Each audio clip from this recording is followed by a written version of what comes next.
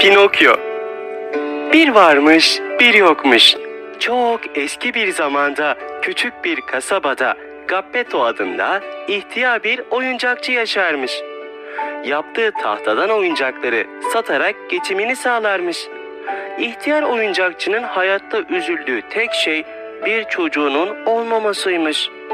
Bir çocuğunun olması için neler vermezmiş ki? Bir gün yeni bir oyuncak yapmak için ormana gidip kütük aramaya başlamış. Derken tam aradığı gibi bir kütüğü bulmuş. İşte tam aradığım gibi bir kütük. Bununla çok güzel bir kukla yapacağım diye sevinerek kütüğü sırtladığı gibi oyuncakçı dükkanına taşımış. Tezgahın üzerine koymuş, başlamış yontmaya. Geppetto kütüğü yonttukça kütükten "aa, aa" diye sesler geliyormuş. Geppetto usta "Nereden geliyor bu ses?" diye düşünmüş. "Herhalde bana öyle geldi" diye içinden geçirmiş. Derken kuklanın önce kafası, sonra da vücudu, daha sonra da kollarıyla bacakları şekillenmeye başlamış. Geppetto usta en sonunda kuklayı bitirmiş. Onu sandalyenin üzerine oturtmuş. Ortalığı temizlemeye başlamış. O ortalığı temizlerken "Merhaba" diye bir ses duymuş. Sesin nereden geldiğini anlamak için başını çevirmiş. Ortalıkta sandalyenin üzerinde oturmakta olan kukladan başka kimsecikler yokmuş. Yine yanıldığını düşünerek işine devam etmiş. Az sonra kukla oturduğu sandalyeden hopladığı gibi odanın içinde dans etmeye başlamış. Olanları gören Geppetto ustanın şaşkınlıktan ağzı bir karış açılmış. "Aman Allah'ım, bu kukla canlı. Tam da benim istediğim gibi bir çocuk" demiş. Etten kemikten değilmiş ama tıpkı bir çocuk gibi gülüyor, koşuyor, oynuyormuş. Kukla çocuğu kucağına alıp "Sen gerçek bir çocuk gibisin. Senin adın Pinokyo olsun" demiş. Artık Geppetto ustanın hiç canı sıkılmıyor, günlerini Pinokyo ile ilgilenerek geçiriyormuş. Bir süre sonra Pinokyo'nun okula gitmesi gerektiğini düşünmüş. Ancak Pinokyo'nun ne defteri varmış ne kalemi. Geppetto ustada da hiç para olmadığından paltosunu satarak aldığı parayı Pinokyo'ya vermiş. "Al oğlum, bu parayla kendine defter kalem al. Güzelce okuluna git" demiş. Pinokyo parayı avucuna almış, yola koyulmuş. Neşe içinde yürüyormuş.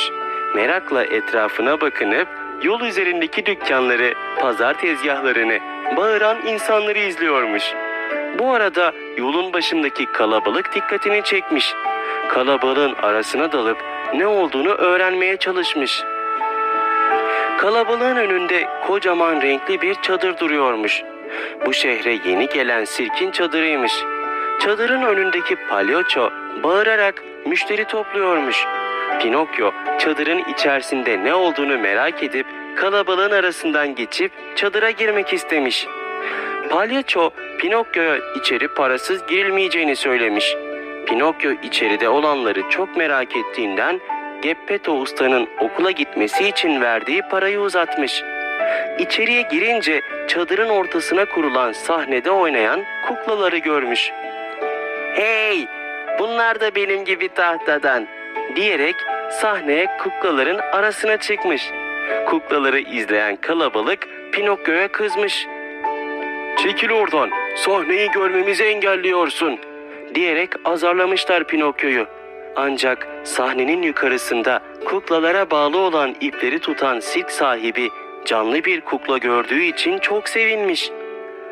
"Böyle ipleri olmadan hareket edebilen bir kukla bana çok para kazandıracak" diye düşünmüş. Oyun biter bitmez Pinokyo'yu yakaladığı gibi kafese atmış. Pinokyo başına gelenlerin kendi suçu olduğunu, Geppetto ustanın sözünü dinleyip okula gitse bunların hiçbirinin olmayacağını düşünerek ağlamaya başlamış. Pinokyo'nun pişman olduğunu gören iyilik perisi hemen onun yanına giderek "Babanın sözünden çıkmamalıydın ama pişman olduğunu görüyorum. Bunun için seni kurtaracağım. Ama bir daha yaramazlık yapma. Bu da sirke verdiğin para. Onu sakın boş yere harcama. Doğru okula git." diyerek Pinokyo'yu sirkin dışına çıkarmış. Pinokyo paralar elinde okula doğru yol almaya başlamış. Bir yandan da şarkı söylüyormuş. Pinokyo paralar elinde yine şarkı söyleyerek yürümeye başlamış. Tenha bir yerden geçerken birisinin yüksek sesle güldüğünü işitmiş.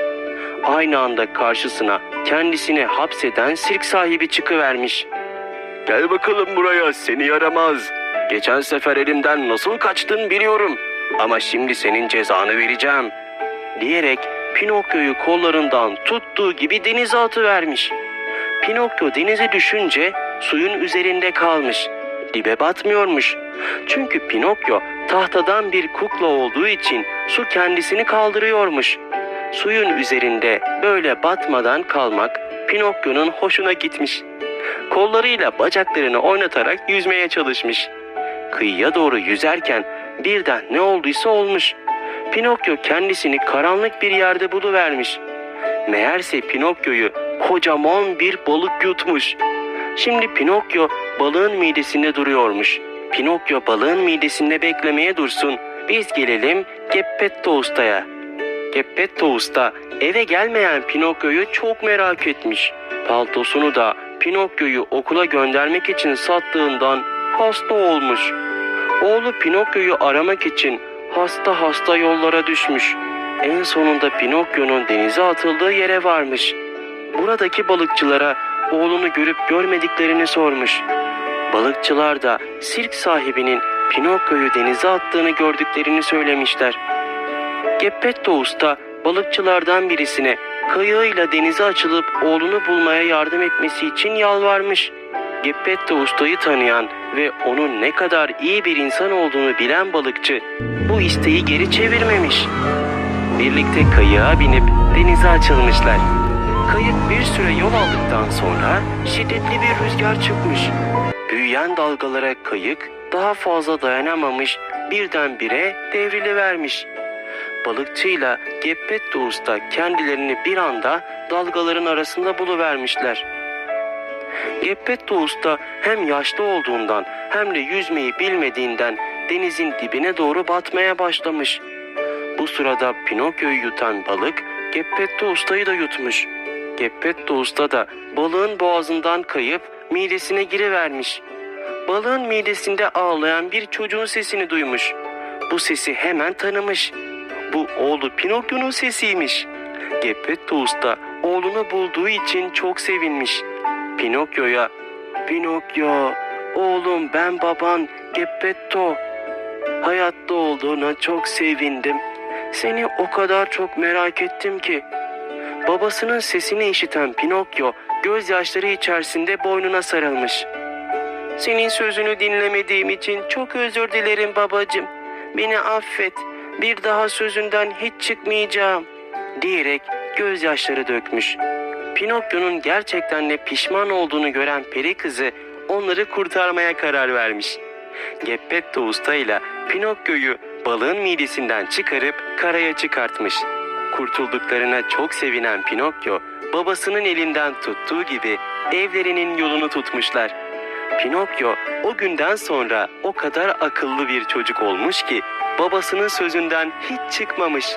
Her gün okuluna gitmiş. Okul çıkışıysa babasının yanına koşarak ona işlerinde yardım etmiş. Peri kızı da Pinokyo'nun çok iyi bir çocuk olduğunu görüp onu ödüllendirmeye karar vermiş. Pinokyo'nun artık tahtadan değil de etten kemikten normal bir çocuk olması için büyü yapmış. Büyü gerçekleşmiş. Pinokyo gece yattığında uyumak üzereyken birdenbire normal bir çocuğa döndüğünün farkına varmış. Artık tahtadan değil, etten kemikten bir çocukmuş. Sevinçle yatağından fırlayarak babasının yanına koşmuş. Geppetto Usta karşısında Pinokyo'yu bu şekilde görünce dünyalar onun olmuş. "En sonunda benim de gerçek bir oğlum oldu," diyerek sevinç gözyaşları içerisinde oğluna sarılmış. Baba oğul ömürlerinin sonuna kadar mutlu yaşamışlar. Merhaba arkadaşlar. Bu tarz videolar için abone olup beğeni atarsanız sevinirim.